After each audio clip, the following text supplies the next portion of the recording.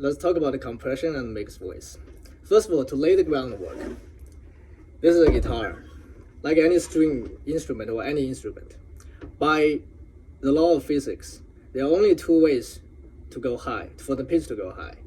One is, the other is. The first is shortening the chord. The second is tensing up the chord. When I tune the knob, the string becomes tense. If it's tense, more tension creates higher pitch. And when I go up the fret, the vibration chord is shortened. The shorter it is, the higher the pitch. Another question, how high can a male sing? Here's the thing, it's not in a good position, but you can go up infinitely. You can shorten this distance infinitely. At one point, it won't make a quality sound for you. So there's a point that a male high note can hit its limit. Not because that's the limit, just because if it goes higher, it doesn't make sound. Like a string, like a guitar, low E string, it's not mute. Let's talk about compression then. First of all, vocal education is incomplete. After the invention of a microphone, and compressor and computer recording, vocal performance is liberated. In the early days, when you sing an opera in a concert hall, you must project your voice to the end of the hall. And that resulted that you must produce a loud and consistent sound. How do you do that? You do that by engaging your pharyngeal resonance. What is your pharyngeal resonance? When you hear a baby cry on an airplane, the loud sound produced by a baby is from a baby's pharyngeal resonance.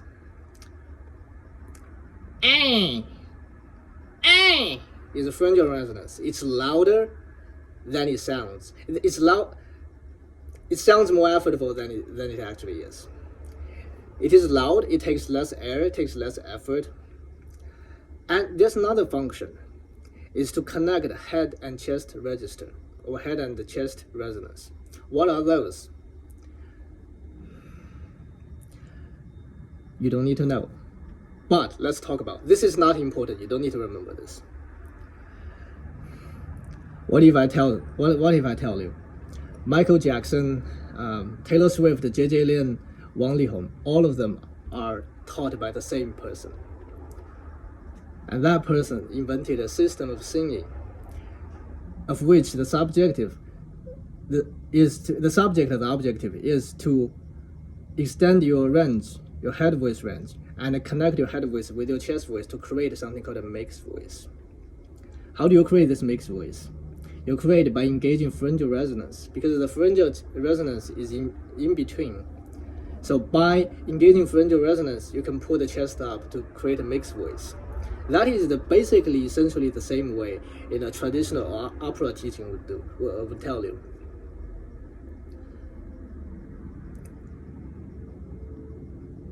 And then it comes to compression.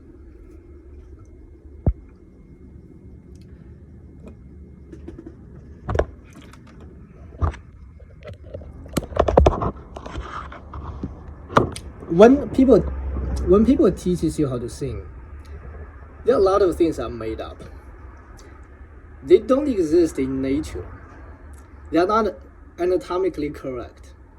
So when people say add more compression, well, I get it. It's a metaphor, right? It's a metaphor. It's like, hey, feel the light in your on the top of your head, then your timbre of sound changes. But if you teach someone, it becomes more strict how you use your words. So when I was studying singing, I've heard from multiple teachers, more than one teacher, about add more compression. Usually they were in two contexts. The first context is in the modulation of a timbre, because when you add more compression, your timbre changes. You can become more dense. Your sound become more dense. And the second context is in singing a higher pitch. Compression, in the basic sense of the word, means to press. When you sing and compress, what exactly are you doing? Are you pressing your vocal cords, your diaphragm, your lung, your face, your neck, your larynx, Adam's apple? What are you doing exactly? And they can't explain it to you. Similar thing, they would say, pull your chest from here or open your throat. How do you open your throat? Then more than it's already opened. It's opened if you don't close your vocal cord, but you close it to make sound. So a lot of those things, they sound legit on the surface, but if you look into it, it has no base. It has no biological anatomic base. How do you produce high notes, as we just demonstrated on the guitar? You shorten the vocal cord or you stretch the vocal cord, period. With one caveat. The caveat is that it must be the same timbre. So within the same timbre, and listen very, very carefully. This is very important. There's only two ways to sing high within the same timbre. Stretch or zip. There's another one, but we're going to talk later. For now, there are two. We all know how to stretch, right? Most people, when they go to karaoke, when they try to sing a high note, they stretch. But what happens is that if this is your vocal cord, it can only stretch to a point before you are going to damage your voice. That if you need to sing even higher, what do? Well, you can zip it and then stretch this part. This part is zipped. This part you can stretch. And by stretching this part, a smaller part, a shorter part, your pitch goes higher as you stretch. Within the same tension, a vocal cord that's half zipped creates a higher pitch of notes. Therefore, by combining zipping and stretching, we can sing very high. Here's the problem with the method that Taylor Swift, JJ Liang, Wang Lihong, Michael Jackson learned. They don't have tension because that way of zipping, which is essential in the method they learned, is not compatible with stretching, with tension. I'll say again. The traditional way of zipping is not compatible with tension. What happens if you add tension? Damage your vocal cord. Their way of singing, it is essential to not have tension at all. You can add compression. I think in that context, the compression means the firmness of your vocal cord as it vibrates, how firm your vocal cord is set in place. But that has nothing to do with the pitch. If you add tension to a traditional way of singing, JJ Liang, Wang Lihong, Michael Jackson, Taylor Swift, they break the voice. But Jay Chou, Freddie Mercury, Steven Tyler, they can add a lot of tension to it.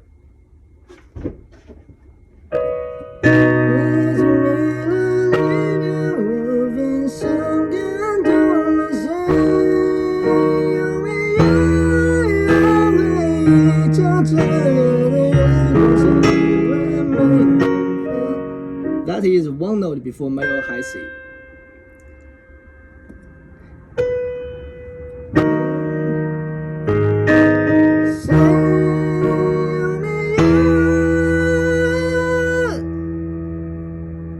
Did you notice the tension? I can add more tension.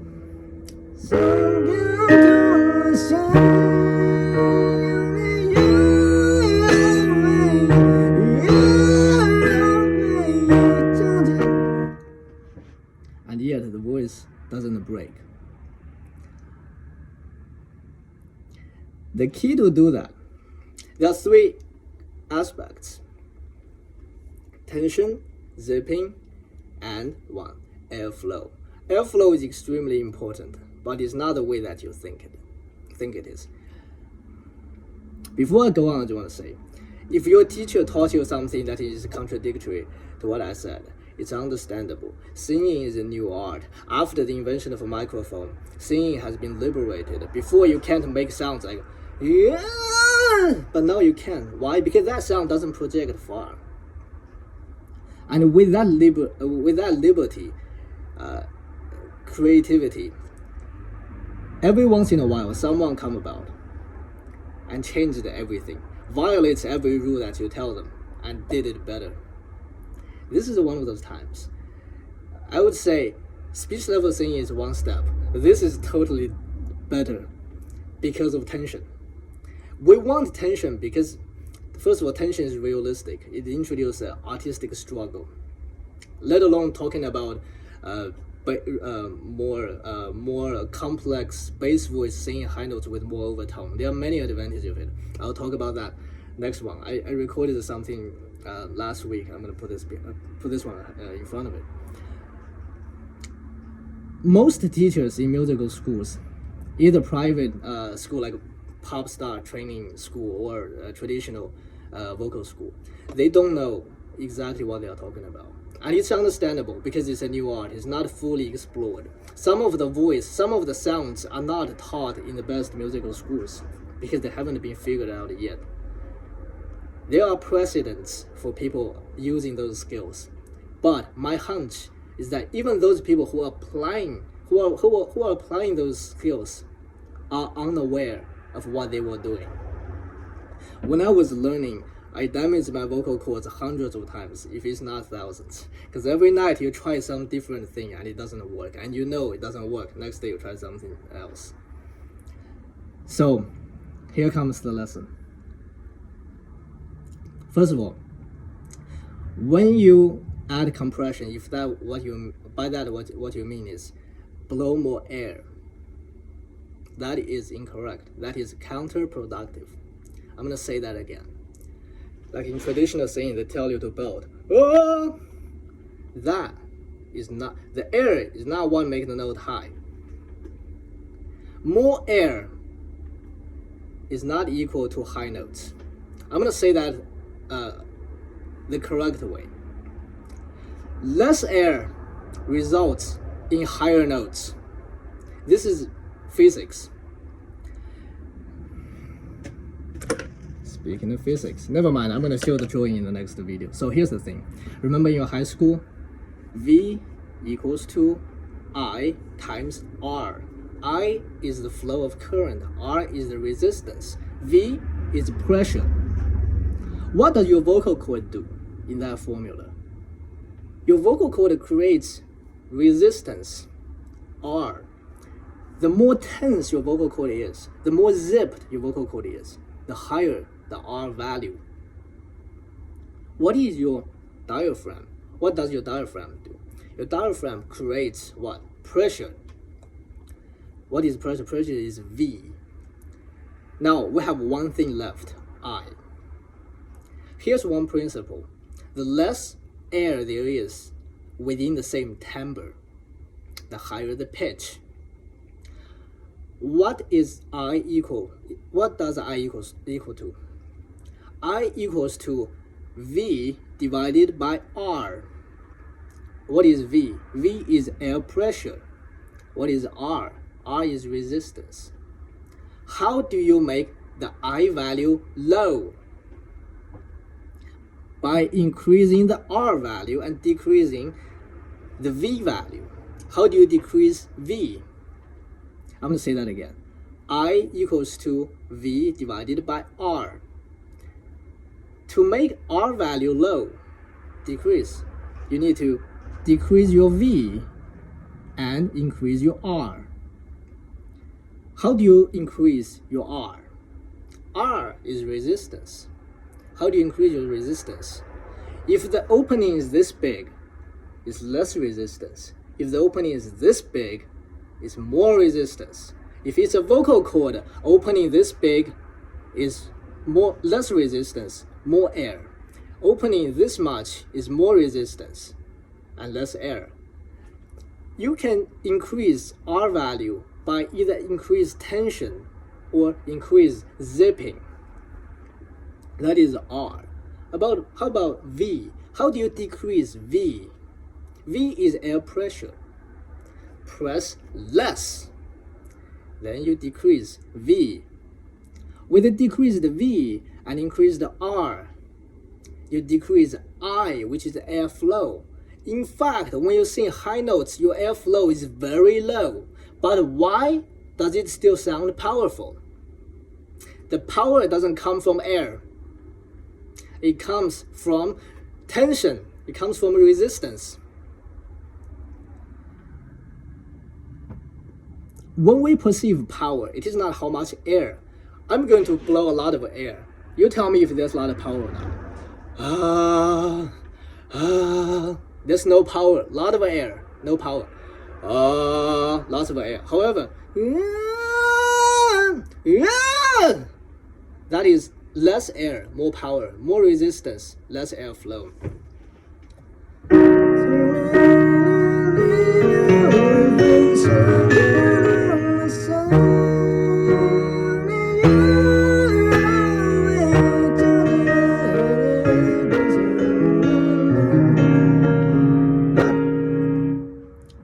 More air doesn't make more power. More tension creates more power. Air is there to determine the pitch. And in the following, the next half, I'm going to explain with demonstration. So, when you say add more compression, I want to say one thing. How about why sometimes when people say, okay, I'm going to tell you two things that people say. That's half correct, half incorrect. And I will explain why. Sometimes when teachers tell the students, add more compression to sing high. How come sometimes it works? All right. Here's your V, here's your R. When you are compressing it, you are blowing air hard. At the same time, you tense up your muscle.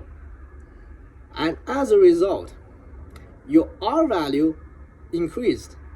And your V value also increased because you're pressing air harder. So if the V and R both increase at the same, in proportion, I doesn't change. You realize when you're singing karaoke, or you hear someone sing karaoke, they sing like they're about to die, but the pitch still doesn't go high. They just add more effort, but the pitch stays the same. More power, same pitch. However, sometimes, if you are lucky or if you find some way, a crutch, what happens is that your V pressure and R resistance increase out of proportion. When it's out of proportion, when you're out of proportion increase, the R value increases more than the V value. So even though you are increasing your air pressure, your pitch still go high. It is not because you belted, it is not because you increased your diaphragm pressure, but in spite of it, your R value resistance still goes higher, in a higher proportion to the V pressure. They usually do that by zipping. They don't stretch. They rarely stretch. But when you are doing compression, and the sound still go high, that is in spite of your pressing hard, not because of it. If you can try this, try to maintain the tension and reduce air, you will realize that the pitch goes high. What we usually do is that whenever we press hard air, we also increase tension. They come together. And the moment tension is released, air is released. How about this? How about training to do this? Increase tension but reduce air pressure. It is counterintuitive. That is the training. Singing is something very easy once you figure out how to do.